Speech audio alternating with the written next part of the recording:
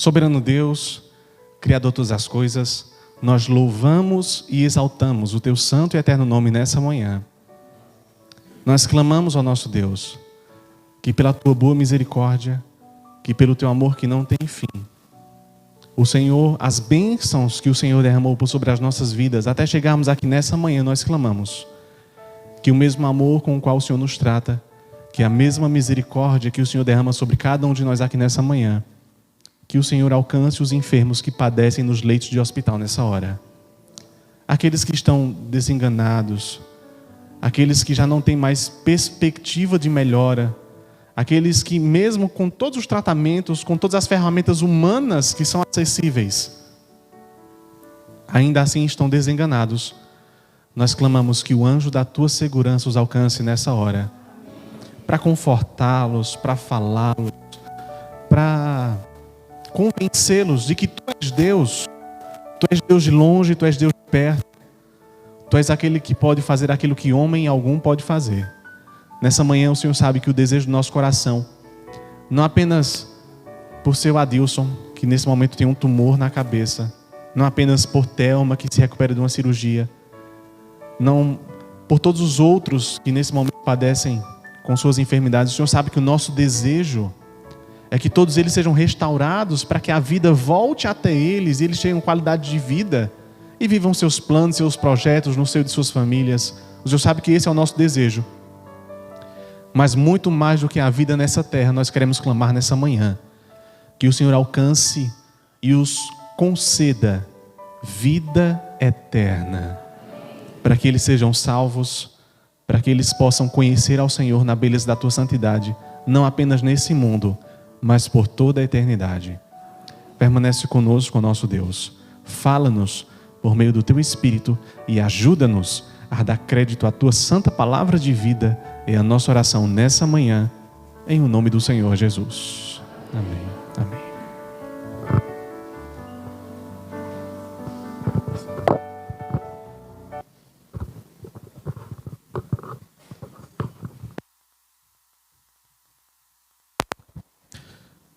Como nossa tesoureira já bem falou, né? Nós estamos vivenciando Quebrando o Silêncio. E aí eu gostaria que nossos queridos irmãos abrissem suas Bíblias. Livro de 1 João. 1 João no capítulo 4. Eu prometo não me demorar muito. Nós vamos falar um pouquinho sobre a temática do Quebrando o Silêncio desse ano de 2022. Confesso de antemão que vai ser um desafio para mim, né, Biazinha? Cada um tem sua área. O Quebrando o Silêncio já começa, já pega outras áreas de psicologia, psicoterapia, mas vamos lá. Vamos ver o que é que a palavra do nosso Deus nos reserva nessa manhã. Livro de 1 João, no capítulo 4. 1 João, no capítulo 4, nos versos 10 em diante, nos dizem o seguinte: nisto consiste o amor. Não em que nós tenhamos amado a Deus, mas em que Ele nos amou e enviou o Seu Filho como propiciação pelos nossos pecados. Amados, se Deus de tal maneira nos amou, devemos nós também fazer o quê? Amar uns aos outros. Ninguém jamais viu a Deus. Se amarmos uns aos outros, Deus permanece em nós e o seu amor é em nós aperfeiçoados. Nisto conhecemos que permanecemos nele e ele em nós, em que nos deu o seu Espírito. E nós temos visto e testemunhamos que o Pai enviou seu Filho como Salvador do mundo. Aquele que confessar que Jesus é o Filho de Deus, Deus permanece nele e ele em Deus. O livro de João, pelo menos na altura do capítulo 4, ele começa falando sobre Deus, as facetas de quem Deus é, o caráter de Deus. Ele dá ênfase sobre que Deus é o quê? Deus é amor. Mas ele vai além e diz assim, olha, Deus é amor, não porque nós amamos a Deus, mas porque Deus de antemão enviou o seu Filho para nos resgatar, para nos amar. E como Deus fez todo esse arranjo de salvação por cada um de nós, nós devemos amar o quê? Nós acabamos de ler, meus irmãos. Devemos amar uns aos outros. Está vendo como é difícil amar uns aos outros, que a gente nem lembra de amar os outros. E aí, para amar uns aos outros, para amar o irmão, para amar a esposa, para amar o marido, para amar os filhos, para amar os membros participantes da família, nós precisamos fazer o quê? O que é que nós precisamos fazer para amar? Também. Mas nós só amamos alguém quando nós nos relacionamos com as outras pessoas. E de antemão, relacionamento é algo fácil ou difícil? Terrível.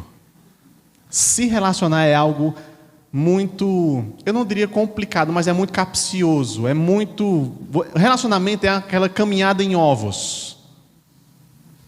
E aí todo empreendimento humano, toda relação humana, ela passa pelo caminho do relacionamento. Todo mundo vive um relacionamento. Seja um relacionamento amoroso, um relacionamento familiar, um relacionamento comercial, um relacionamento educacional nas escolas, nos trabalhos, enfim. Aonde nós passamos, nós nos relacionamos. Existe um poeta inglês que é chamado John Donne, que ele diz assim: nenhum homem é uma ilha. Ou seja, ninguém vive sozinho. Por mais que nós não gostemos das pessoas, por mais que nós tenhamos uma aversão social, nós em algum momento precisamos nos relacionar. O homem ele foi criado para se relacionar.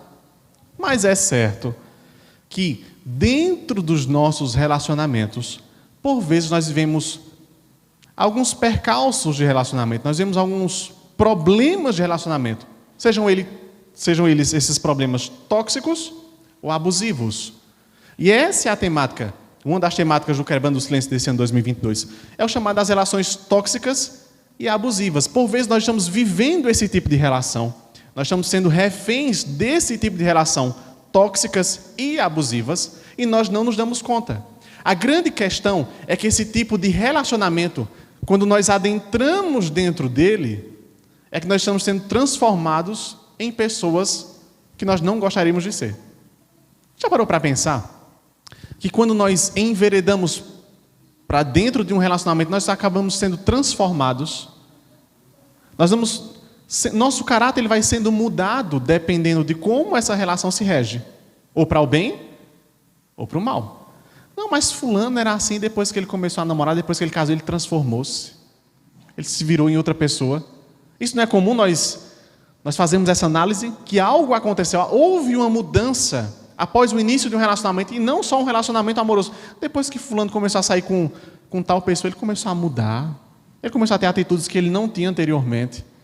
E as relações têm esse poder de transformar as pessoas, fazendo com que elas assumam características ou apreendam atitudes que antes elas não tinham. Elas começam a ser transformadas pelo relacionamento que elas vivem. Só que a grande temática é relacionamentos tóxicos ou abusivos. E qual a diferença? Qual a diferença, Biazinha? Eu disse que ele ia chamar, pois então venha dizer qual a diferença.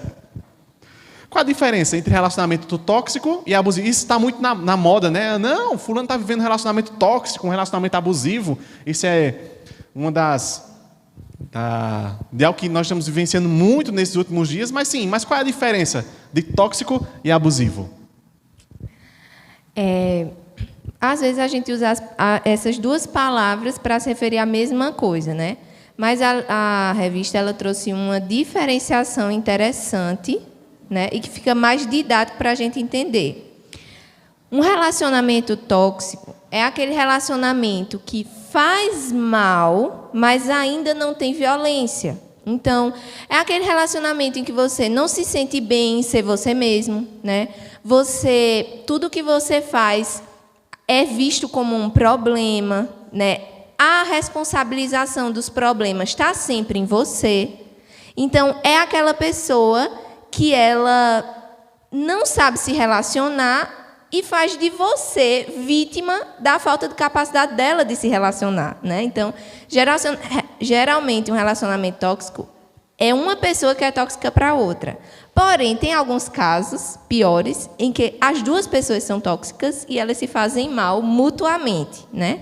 Agora, um relacionamento abusivo, ele já passa pela vida da violência, seja ela psicológica ou física. Então, quando a pessoa já começa a lhe desrespeitar, a lhe xingar, quando ela já começa a gritar com você, a colocar na sua cabeça que você é inferior, que você não serve, que ela está fazendo um favor de estar com você, já entra para a violência psicológica, né? E quando ela começa a lhe agredir, jogar coisas em você, lhe apertar, né, lhe bater, já entra para a via da violência física.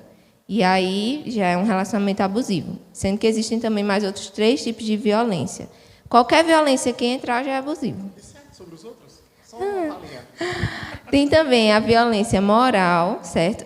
Psicológica, você faz a pessoa se sentir mal com quem ela é, xingando, dizendo coisas ruins sobre ela. A violência física, qualquer coisa que agrida o corpo da pessoa. A violência moral é qualquer coisa que mancha a reputação da pessoa. Então, se você sai por aí dizendo mentiras sobre aquela pessoa para manchar a reputação dela, chamando ela de louca, chamando ela de doente mental, né? Enfim, dizendo coisas para manchar a reputação dela é violência moral. Se você for destruir o patrimônio daquela pessoa, destruir as coisas dela, se você prende e não deixa ela estudar, por exemplo, não deixa ela trabalhar, por exemplo, ou destrói os materiais de estudo e trabalho dela, isso é violência patrimonial. E violência sexual, qualquer tipo de atitude que force a pessoa a ter um relacionamento sexual, mesmo que seja uma atitude verbal. Então, tipo, aquela velha pressão, né? Essa é a sua obrigação, eu pago as contas, então você tem que ter a relação comigo. Se você não fizer, eu vou achar quem faça, né? Então, não é só você pegar a pessoa à força e fazer, mas essa pressão que você coloca sobre a pessoa, que faz ela se sentir obrigada a fazer, também é violência sexual. E qualquer uma dessas violências pode ser denunciada, tá? E a pessoa que cometeu pode responder por isso. Obrigado.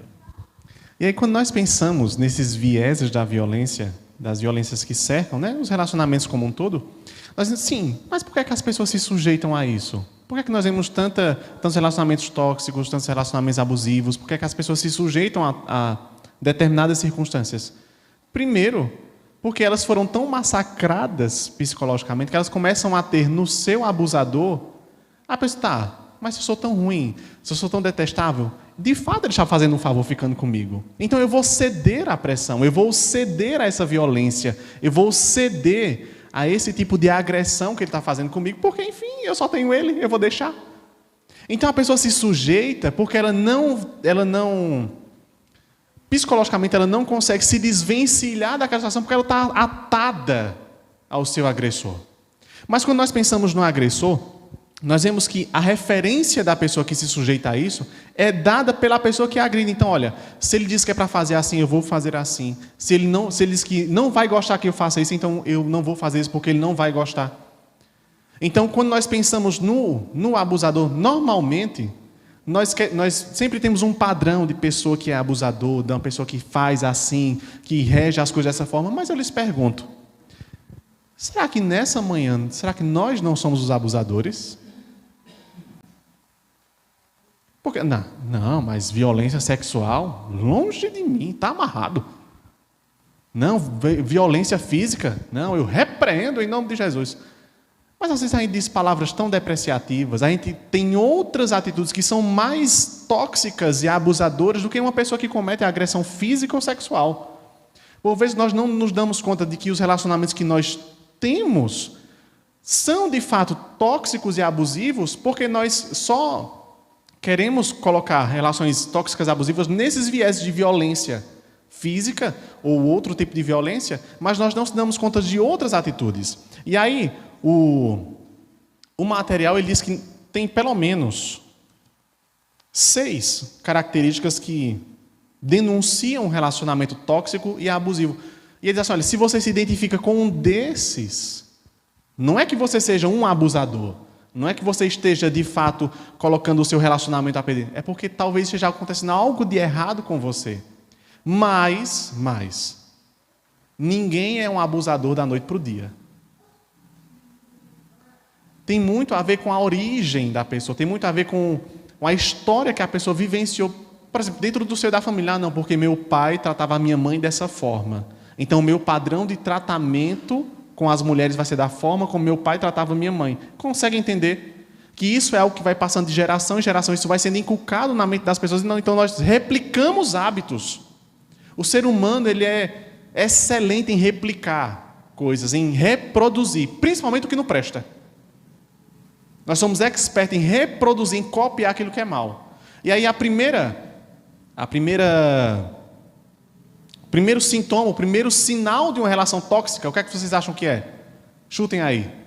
Eu preciso da colaboração dos nossos queridos irmãos, dos nossos universitários. Oi? Oi? Mau humor? Não. Chutem outro. Oi? Não. Eu vou dar uma dica. Controlar as decisões do outro. É o primeiro sinal de um relacionamento tóxico. Quando nós temos a nossa decisão contrária, quem é que gosta de ser contrariado? Levante a mão. Ninguém gosta de ser contrariado? Só supor o quê? E né, irmã? Vamos supor que nós fizéssemos uma votação aqui nessa manhã para pintarmos essa igreja. Quem gosta desse exemplo é o professor Eduardo. Uma pena que ele não está aqui hoje. Vamos supor que nós fizemos uma votação para pintar essa igreja. E a maioria esmagadora da igreja vota em pintar essa igreja de vermelho.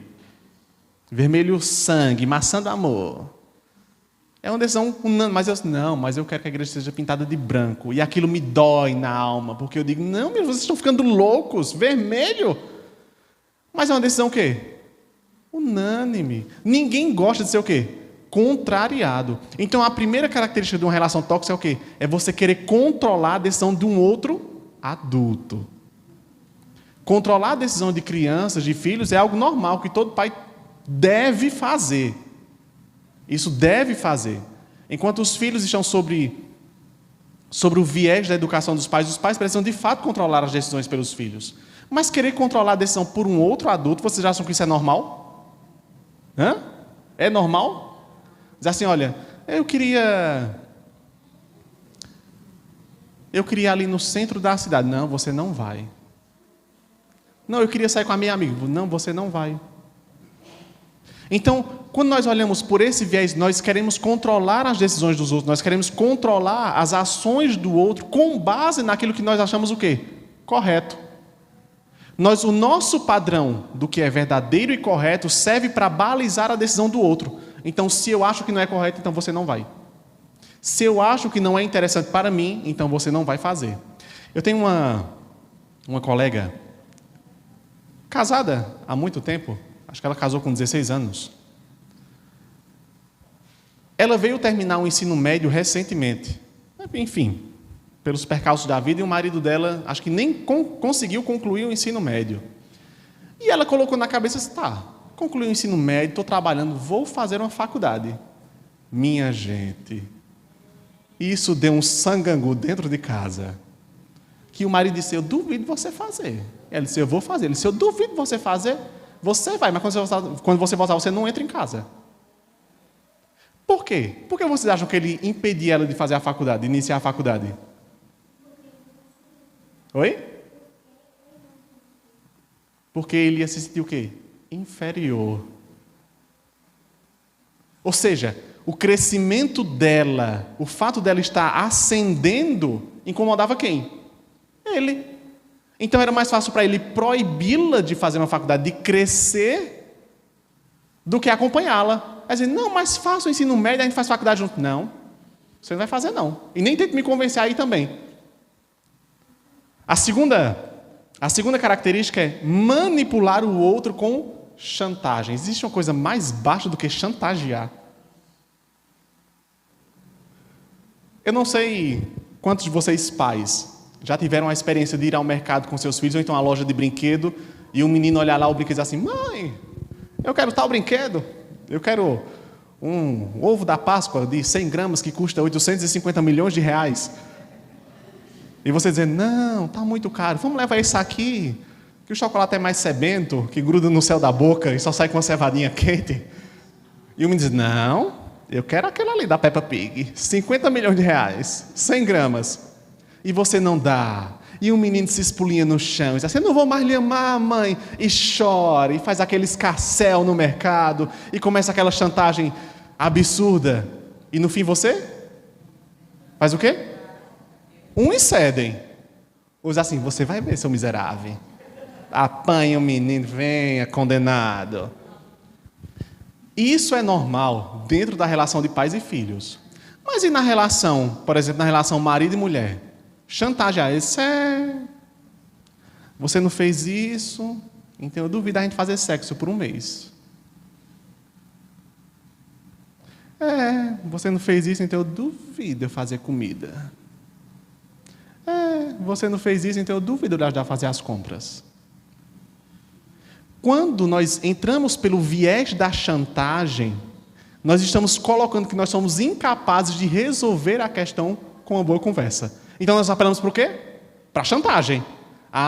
Já que eu não resolvi, então eu vou chantagear agora. Não existe nada mais baixo do que chantagear outra pessoa com vistas a alcançar aquilo que nós queremos. Nós queremos tanto alguma coisa que nós entramos no campo da chantagem para fazer com que o outro não receba algo, e quando eu vou dizer assim, algo que é nosso dever, não entendam dever ao pé da lei, dizer assim, não, é meu dever fazer sexo, não, é meu dever cozinhar, não.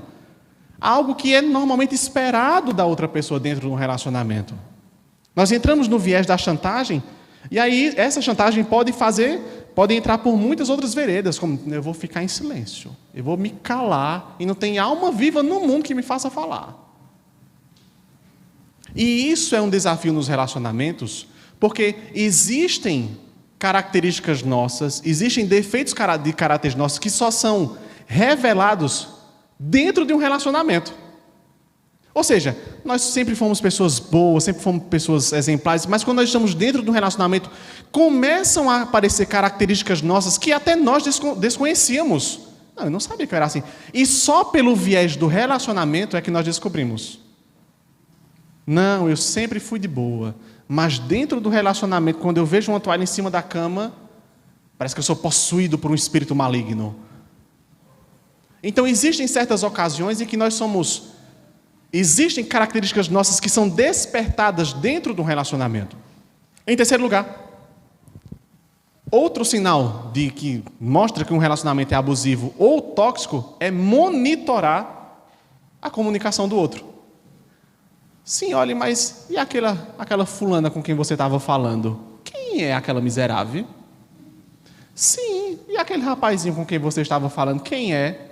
E aí o escritor do material deixa bem claro, olha, se você confia no seu parceiro, você não precisa monitorá-lo. É ou não é? Mas aí quando nós vemos isso aí daria pano para manga para muitas e muitas e muitas horas, porque aí tem várias vertentes. Só que o fato de monitorar, o fato de dizer assim, olha, vai com quem, volta que horas, vai fazer o quê, vai com que roupa, sim, vai para onde, e vai com quem, dentro de um relacionamento adulto, você acha que isso é saudável? Falem, minha gente, vocês estão vivos? Está um friozinho gostoso, não está? Vontade de ir para cá se enrolar, mas falem, pelo amor de Jesus Cristo. Não é saudável. Porque a primeira atitude de quem se relaciona é o quê? Confiar. Quando nós nos abrimos para um relacionamento, nós passamos para a vertente da confiança. E a confiança extingue tudo isso. Em quarto lugar, invalidar os sentimentos do outro. Quando nós somos criticados, a primeira coisa que nós fazemos é o quê?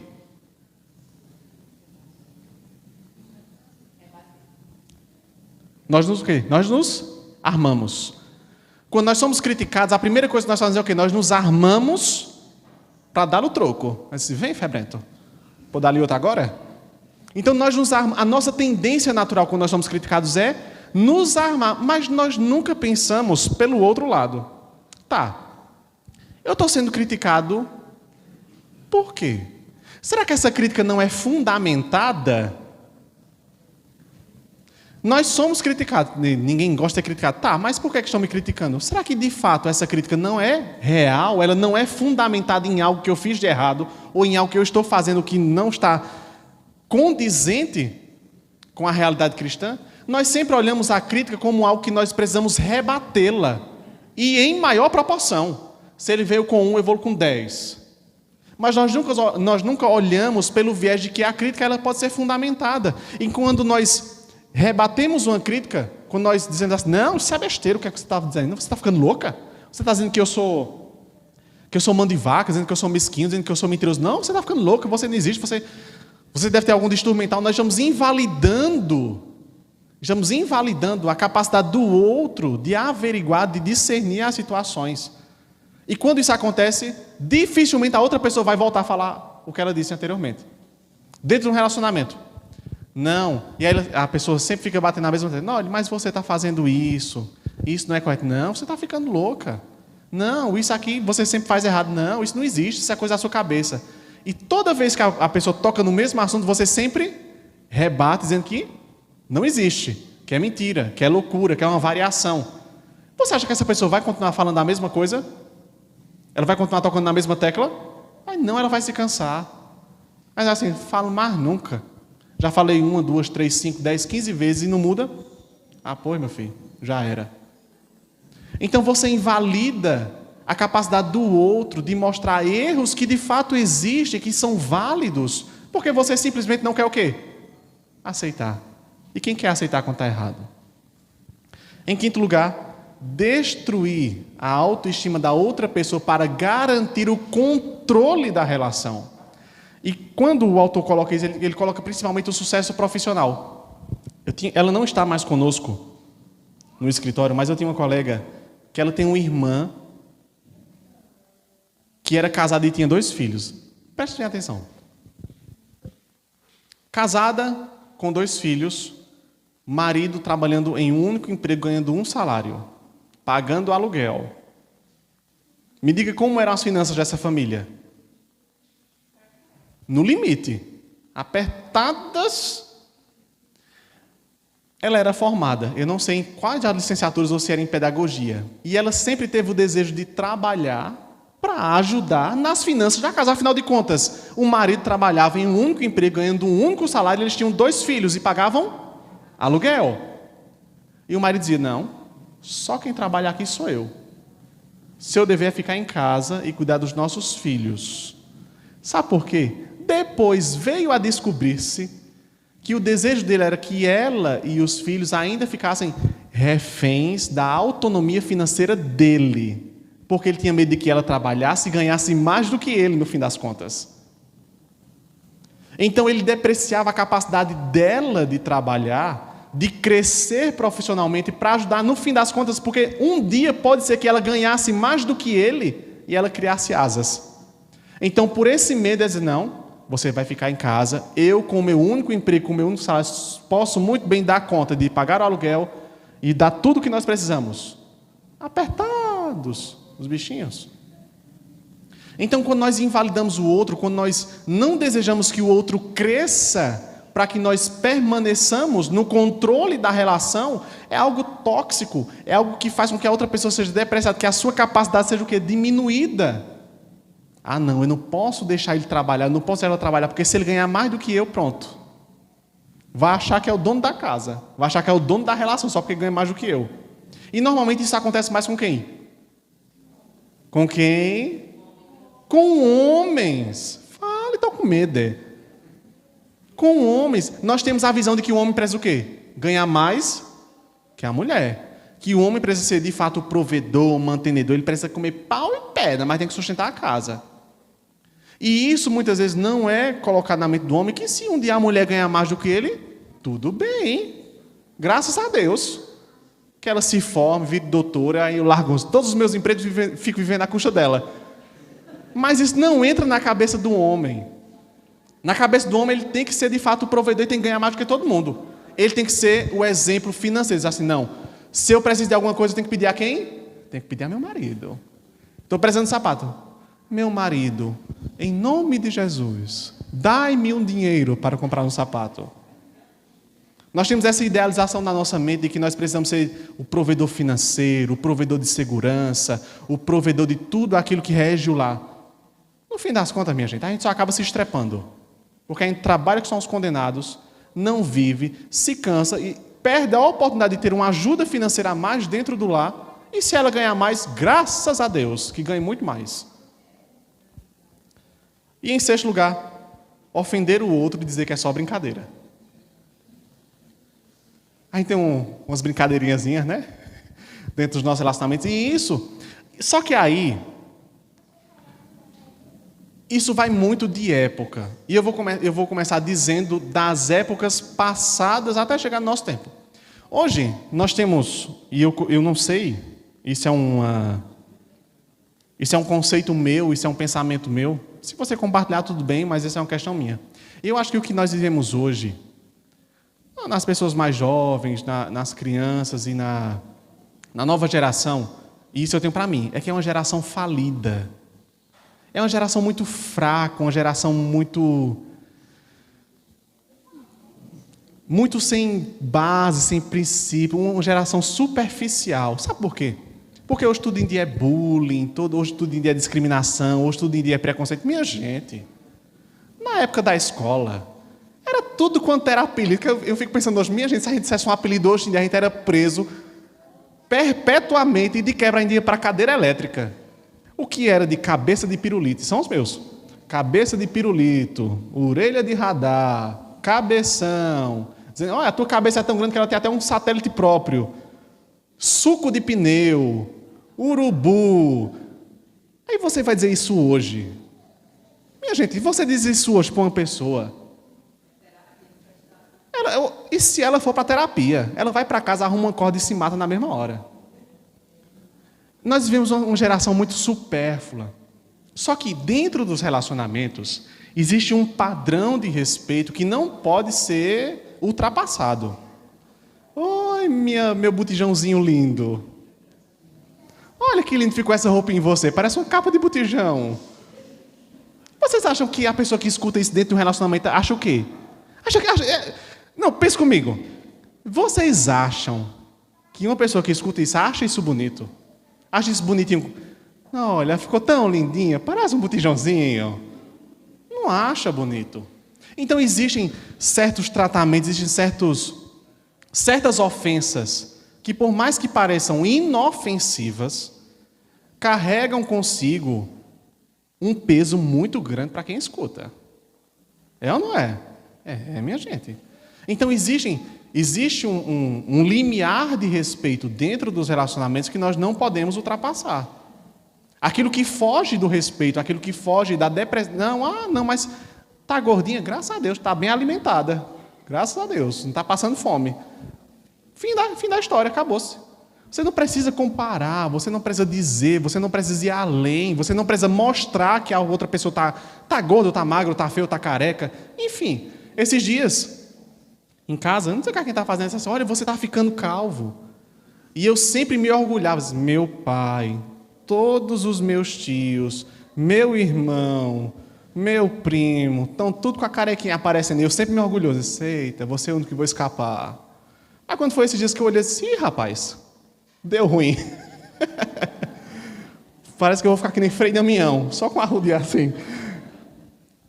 E aí eu escutei aquilo de boa. Porque não foi dizer assim, tá ficando careca, é? Ah, que negócio tão feio. Foi algo natural. Ih, rapaz, tá ficando careca. Qualquer dia eu vou fazer uma loucura. Eu vou no cabeleireiro, não, né? Porque, assim, né? Não é que eu tenho orgulho próprio, mas eu não vou no cabeleireiro. Eu vou fazer o que com esse cabelo aqui, minha gente? Ele passou uma máquina assim, vum, vum. Tá pronto. Fim da história. Vou dizer assim, Durval, se não conhecem, podem ver o Durval, cabeleireiro das estrelas. Durval, pode passar a gilete aí, pode passar a zero, eu vou ver qualquer dia como é que fica. Aí eu vou me lembrar dos apelidos da infância, cabeça de pirulito e tal, não sei o quê. Isso é um relacionamento saudável, aquelas brincadeiras saudáveis dentro do relacionamento, mas sempre tendo em mente que existem certas brincadeiras dentro do relacionamento que são muito capciosas, que você de fato quer. Você diz aquilo, mas a sua intenção de fato é ferir o outro. A sua intenção é magoar. E você diz de brincadeira só porque você não tem coragem de dizer a verdade. Mas aí, quando nós vemos todas essas características, nós vemos que nem sempre... E aí o autor do material ele deixa bem claro dizendo o seguinte, que nem sempre o abusador ele tem consciência de que ele é abusador. Nem sempre quem controla a relação, nem sempre aquele que não quer que o outro cresça financeiramente... Nem sempre é aquele que deprecia os sentimentos da outra pessoa, nem sempre é aquele que brinca com brincadeiras, enfim, depreciativas. Ele tem consciência de que ele faz isso. E isso demanda um exercício de autocrítica. Não, no meu relacionamento, o que é que eu faço? O que é que eu faço que desagrada o outro, que desagrada o meu companheiro, que desagrada o meu amigo, que desagrada o meu parceiro comercial? E isso parte do exame da autocrítica. Nós precisamos entender como é que as nossas relações são forjadas. E falando em relação, muitos desses problemas que nós vivemos dentro das relações partem de um problema inicial e principal, que é o problema da comunicação. Nós pecamos porque nós nos comunicamos mal ou não nos comunicamos. E aí, para nós encerrarmos, nós vamos entrar na parte da comunicação não violenta, que traz 4 partes principais, 4 princípios principais da comunicação não violenta. O primeiro é: observe sem julgar. E aí, eu antes ainda de começar esses 4 passos, eu vou dizer primeiramente por mim, é um desafio terrível você observar esses 4 passos. E no decorrer deles eu vou dizer por quê. Primeiro passo, observar sem julgar. Vocês já participaram de uma conversa e a outra pessoa está falando com você e você dizendo na mente, e eu não estou... Eita mentira da gota. Já participaram de uma conversa assim? Em que você vai ouvindo, você já vai julgando. Você vai sendo alimentado, você dizendo, sei. Vai dizendo mais. E você já sabe. E você já sabe que é mentira. E aí ele diz assim, olha, o principal problema da comunicação, que ela não surta o efeito, é que você já escuta julgando. Você não se permite ouvir e depois que ouvir, tirar suas conclusões. Enquanto nós ouvimos, nós já vamos tirando as conclusões. Então, quando a conversa acabou, você já não tem mais o que refletir. Não é? Então, o primeiro passo é você ouvir. Não, estou ouvindo. Conte. Não, mas eu sou bom pagador. Olha, porque eu fui enganado, eu fiquei apertado e eu não consegui pagar naquela época, mas eu vou pagar agora. Mesmo você sabendo que é um veaco que deve a todo mundo na praça. Mas a grande questão é que, por vezes, nós julgamos e nós ainda usamos. Nós ainda lançamos mão do exagero. Porque, pense bem, nós julgamos e ainda lançamos mão do exagero. Você vai falar com uma pessoa e a pessoa está ocupada. Você tenta uma vez, você tenta 2 vezes, você tenta 3 vezes e a pessoa está ocupada. Quando você consegue falar com ela, o que é que você diz? Falando a verdade, viu? Não é para dar um de bonzinho agora, não. Falando a verdade, o que é que você diz? Deu vácuo e mais. O que é, Olivete? Eu vi daqui, diga. Ficou com medo, foi? Ficou não? A nossa primeira tendência é dizer aqui, eu tentei falar com você, mas você está sempre ocupado. Nós usamos a mão do quê? Do exagero na palavra sempre. Eu tentei falar com você, mas você está sempre ocupado. E normalmente quando nós dizemos isso, nós dizemos assim, eu tentei falar com você, mas você está sempre ocupado. Nós não dizemos esse tom de voz. Nós aumentamos o tom de voz, botamos aquela cara carrancuda, nós fringimos a testa assim, você está sempre ocupado. Aí veja o exemplo que o material diz assim, em vez de você dizer o seguinte, eu tentei falar com você, mas você estava ocupado. Em tom baixo, sereno e calmo. Minha gente, quando a gente tenta mais de 3 vezes falar com um camarada, a gente já vai com 10 pedras na mão. Não existe, é a nossa natureza. A nossa natureza é de usar do exagero. Assim, você está sempre ocupado, você nunca me atende, você nunca faz nada do que eu peço, você sempre faz coisas erradas. É ou não é? É. Nós sempre lançamos mão do exagero para dizer que o outro está errado. Agora, para elogiar, você sempre está certo. Você sempre faz a comidinha gostosa. Mentira, ninguém faz isso não. Ninguém disse isso não. Segundo lugar. O segundo e terceiro lugar são muito parecidos. Identifique o seu sentimento. Aí diz assim, é uma grande habilidade de expressar de modo adequado os seus próprios sentimentos. É uma grande habilidade. E eu confesso, e aí me corrijam se eu estiver errado. Os homens, eles têm uma dificuldade natural de expressar os sentimentos. Está errado? Não, eu estou dizendo a minha realidade. Jackson. Não é muito natural. Mas é muito difícil para um homem expressar seus sentimentos. No geral. Eu não estou dizendo que é uma regra. Exatamente. Exatamente. Sim. Exatamente. É uma sociedade patriarcal, né? Exatamente. Olha como é bonito quando vocês participam. Então, é uma dificuldade terrível para o homem expressar seus sentimentos. Primeiro, ele precisa identificar o que é que ele está sentindo. A forma como o homem e entenda mais uma vez, não é uma regra. A forma como o homem ele tem de resolver as coisas é fazendo o quê? Fechando a cara, se emburrando para um lado e ficando em silêncio. Oi? Exatamente. Então ele fecha a cara, se emburra e fica de lado. E espera um pouco. Ele fica lá 1 dia, 2 dias, 3 dias, e o negócio fica lá processando. Lembra da internet de escada? Que você tinha que acessar no final de semana, com a linha telefônica lá, aquele barulho. Para conectar, sabe derrubar quando? É a mesma coisa. Então existe, um dos problemas de comunicação é primeiramente você expressar o que você sente. Mas para você expressar, você primeiro precisa saber o que é que está lhe matando. Não, eu estou irado. Eu estou virado no molho de quento. Tá. Por quê? Por quê? Primeiro nós precisamos entender por que é que nós estamos assim. Eu estou irado, eu estou esbravejando, eu estou virado nos 70. Por quê?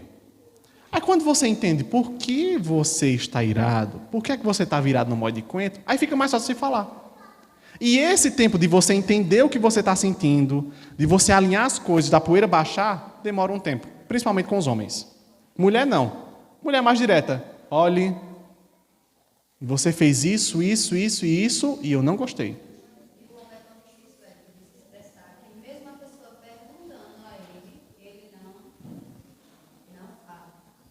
Ele diz o quê? Ele diz assim, você pergunta para ele, o que é que você tem? Aí o que é que ele diz?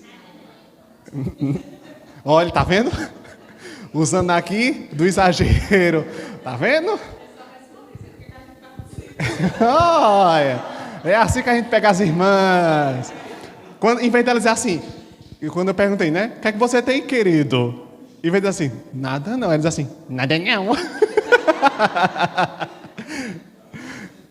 Sim, ia dizer? É, tá vendo? Chega, eu fiquei vermelho. Ai, ai, que resenha.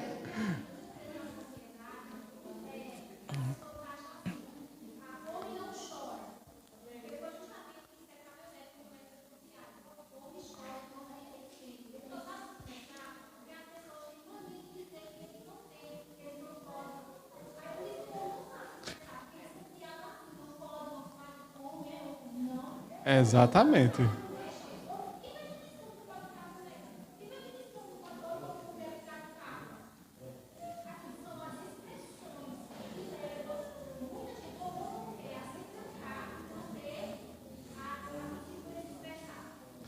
Exatamente.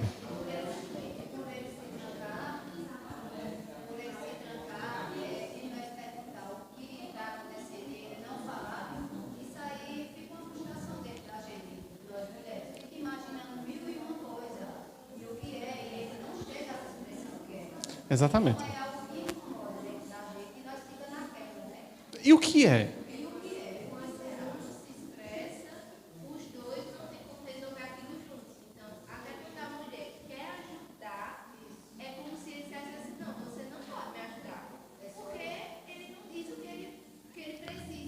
Exatamente. E é aí que nós temos um entrave no meio de campo.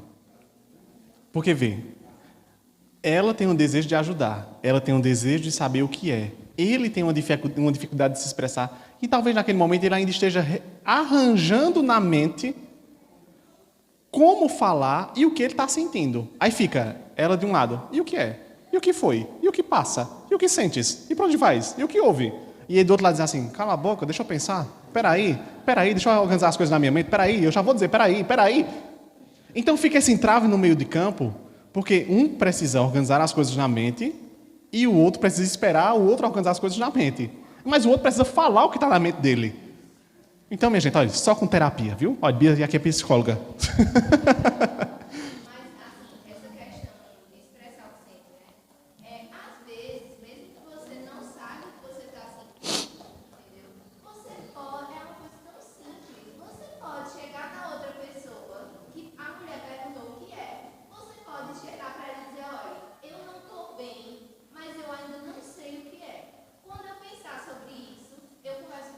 Peraí, deixa eu anotar aqui.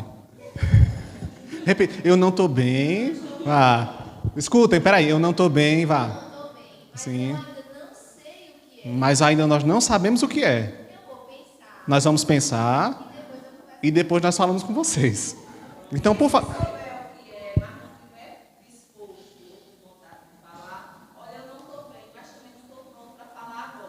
Pronto.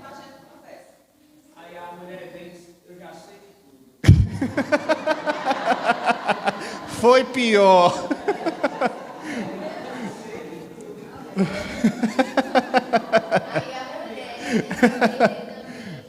A respeitar o espaço, né? É, minha gente. Olha, tá vendo que é moído? Então, não, você, isso é. Aí veja, aí dentro de todo esse artifício. Sim, é. Depois ela vai passar a agenda dela aos irmãos, tá? Quais são os horários disponíveis para terapia, dias, valores. Aí dentro de todo esse conjunto, a gente precisa se expressar de forma clara, mas de forma que também não magoe o outro. Por exemplo, vamos sair para jantar. Nós vamos sair para jantar, só que o outro, quando senta na mesa, puxa o telefone do bolso e fica... Aí o que é que você diz? Normalmente, aí, não é para enfeitar agora, não. Ninguém diz isso quando acontece, não. O que é que vocês dizem? O quê? Guarda esse telefone, o que mais? Olha. Aí veja, aí o autor do material assim, você não sai do celular. Parece que eu estou falando sozinho. Você veio para jantar comigo ou com o telefone? Minha gente, depois de uma butada dessa, não tem jantar no mundo que desça. Guarda o telefone, né? E fica com a cara mexendo. Aí veja qual seria o padrão de resposta esperado. Né? Veja o padrão de resposta. A melhor alternativa seria dizer, mesmo quando nós estamos juntos, ainda me sinto sozinho. Gostaria de ter mais conexão com você. Olha que lindo. É lindo, mas não acontece. É lindo, mas não acontece. Então a gente precisa procurar meios de dizer o que a gente está sentindo, mas também não dizer de forma para botar um negócio ou para perder. Porque às vezes a gente quer dizer algo. Mas veja, o propósito não é jantar. Assim, ainda que o jantar seja a 3, com o telefone incluído, mas ainda o fim não é o jantar. Então a gente precisa procurar, não só o jantar, mas em outras coisas da vida. A gente precisa procurar um meio de dizer o que a gente sente, sem estragar o que se pretende e sem magoar o outro. Isso é fácil? Não, porque a gente se enfesa logo no começo, se arma e diz assim, miserável das costas ocas. Você veio jantar comigo ou com o telefone? Guarde isso. Nós nos armamos porque a gente se sente ferido primeiramente. A gente se sente escanteado, a gente se sente menosprezado. Pois é, rapaz. Não peça nem a senha do Wi-Fi ao garçom. A primeira coisa que a gente senta é dizer assim, qual é a senha do Wi-Fi? De tantas outras coisas, exatamente.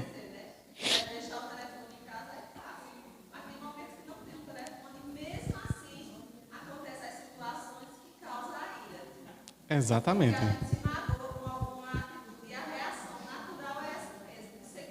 De ser grosso, exatamente.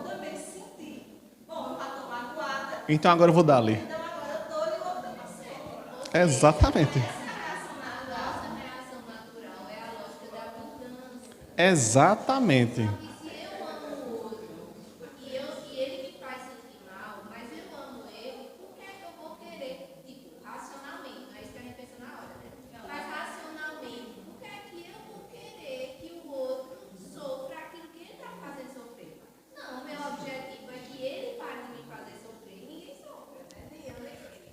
Isso racionalmente falando, né? Que Deus nos ajude. Depois que passa, ele vai refletir. Exatamente.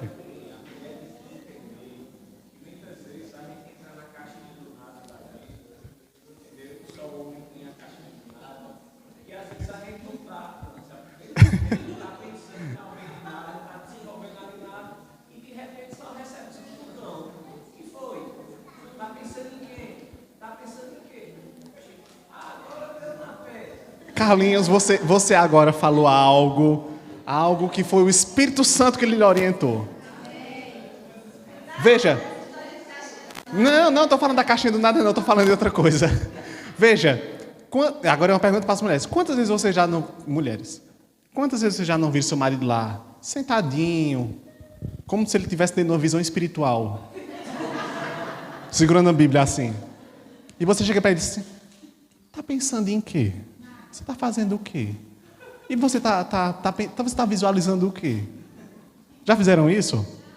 E ele, minha gente, a mente dele está assim, cri. Não passa nem aquela bola de feno no deserto assim rodando. Não passa nada. Eu já tinha lido, mas ela me mostrou hoje pela manhã.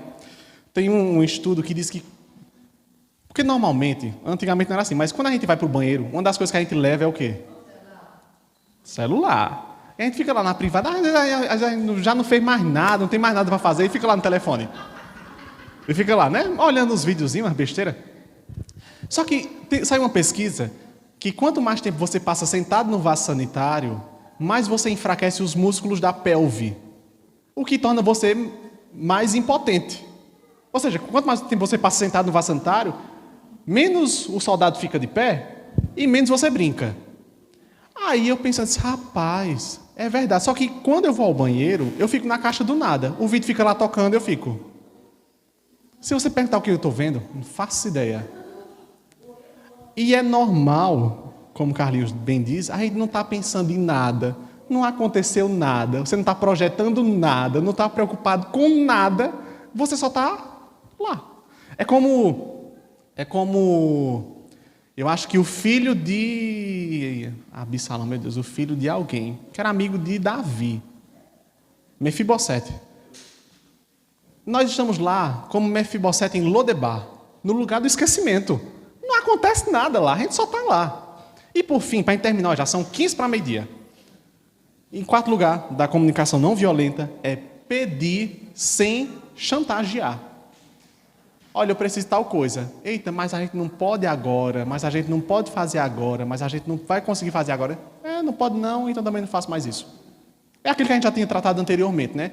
A chantagem, quando você recorre à chantagem, você recorre a um dos métodos mais baixos que existem para alcançar alguma coisa.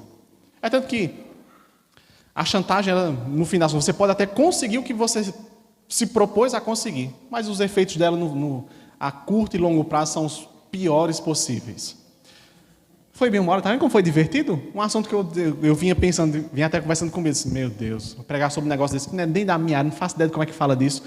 Mas tá vendo como foi divertido, como foi leve? Ainda já a hora passou, 15 para meio-dia, a gente já está com o buchinho roendo.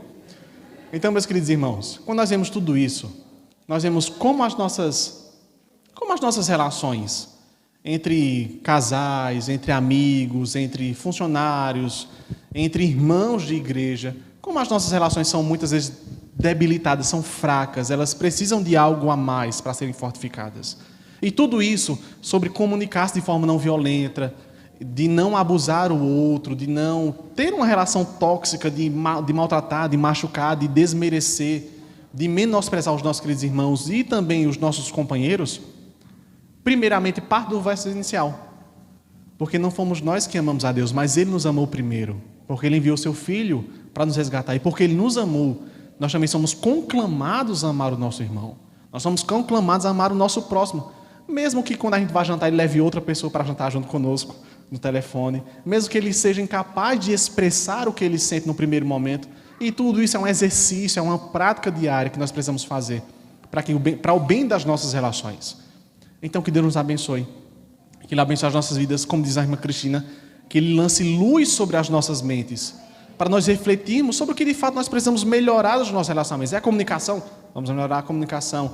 É questão de pedir, de chantagear, de ser tóxico, de abusar, de limitar as ações do outro, de querer controlar as decisões do outro. Que Deus nos ajude. Eu sei que, como nós oramos no começo, para Deus nada é impossível.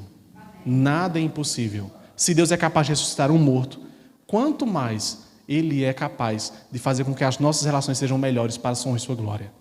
Que Deus abençoe as nossas vidas e as nossas famílias, hoje e para todo sempre. Amém. Vamos orar?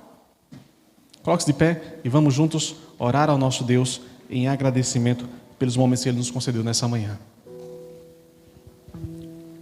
Soberano Deus, nós louvamos, te exaltamos e bendizemos o nome, porque o Senhor lança luz, o Senhor nos orienta sobre todos os aspectos da nossa vida. O Senhor sempre tem um conselho especial, o Senhor sempre tem uma direção para nos ajudar nas nossas relações sociais, para nos ajudar nas nossas questões financeiras. O Senhor sempre tem todo o trato das nossas vidas em Tuas mãos. E nessa manhã nós clamamos ao nosso Deus, que pela Tua boa influência, que pelo Teu bom e santo Espírito, o Senhor nos ajude a nós fazermos um exame dos nossos relacionamentos. O que é que nós precisamos, o que é que nós podemos e precisamos melhorar ao nosso Deus? Por vezes nós já tentamos, nós já buscamos melhorar, nós já tentamos por diversas vezes e nós não conseguimos.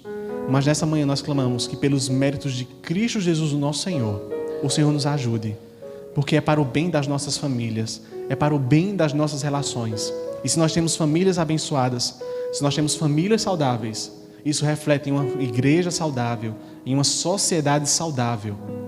E por isso nós clamamos ao Senhor, que o Senhor seja o primeiro, que o Senhor seja a essência das nossas casas e das nossas famílias, que o Senhor seja a essência dos nossos relacionamentos, que tudo passe pelo crivo da Tua aprovação, que nós possamos permanecer no Senhor, porque se estamos no Senhor, se nós amamos o Senhor, se nós recebemos o Teu amor diariamente, nós assim, dessa forma, nós podemos amar os nossos irmãos, nós podemos amar os nossos companheiros, nós podemos amar os nossos familiares, assim como o Senhor nos ama.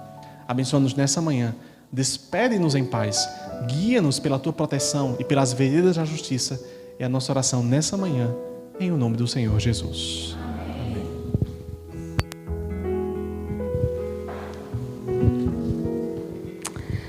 Que nosso Deus possa acompanhar cada um de nós em paz para os nossos lares. E amanhã teremos às 7 horas nosso culto com o estudo Verdades Bíblicas. Estão todos convidados.